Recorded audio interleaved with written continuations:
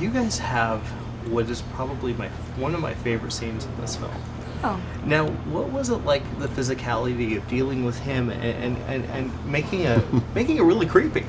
Oh gosh, he's so opposite of his character. Like, he really is such a gentleman. Like, he was kind of afraid to like pick me up, or like he didn't know where to put his hands, and I was like, Dave, just do it. You know, and he was actually nice enough to cover my bum. My mom would appreciate that. Oh But, yeah. You know, I noticed that. I actually They had to direct me to do that because when I first picked her up, like I didn't want to offend her. I didn't want to be like this big guy groping her and just throwing her around, and I also didn't want to hurt her. So I was kind of throwing her up, but then I was kind of.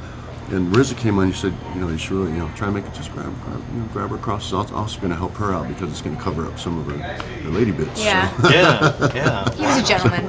Are you guys a fan of this kind of thing? You come from a whole different world, but it kind of has that similar theme to it. Yeah, sure. What brought you to this? Well, I was a fan of Kung Fu movies my whole life. Oh. I grew up watching them, but what brought me to this particular project was just RZA. I just wanted to work with RZA. I was just such a huge Wu-Tang fan. Nice. So what about you? I read the script and I was kind of confused.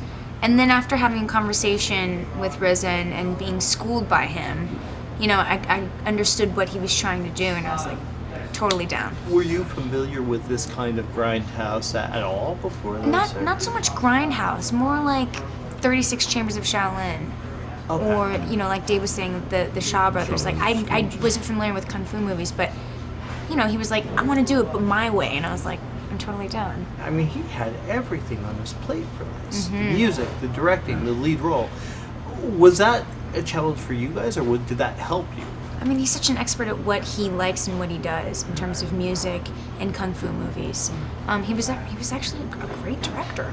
He was really lovely to work with, and I would absolutely work with him again. He had a very clear vision, and I feel like that is really important. Yeah, I don't think the challenge wasn't on us. It was easy for us. The challenge was on him. It seemed like it would be easier because he's in the moment, he's always aware. But then, when he's also right out of the moment because he's running to look behind the monitor, and then he's coming back in and he's making the corrections, coming back in, and we're doing it again, and then he's back behind the monitor. Wow. So it was easier for us. I mean, we were just there, and we had our friend directing us, so it didn't have that intimidation and that judgment thing going on. It was just kind of our friend helping us out. But he had the challenge of running back and forth and making sure everything was set up the way he wanted to, and getting in there and being the star and also being the director. It was double duty, big time. I really liked your role. What was it?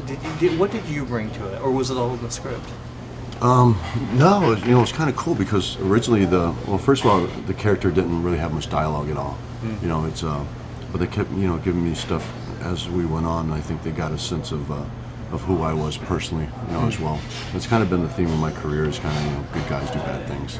I think it really is. I mean, it's really kind of that's who Brass Body is. You think deep down he's a decent guy, but he's also a sociopath with superpowers.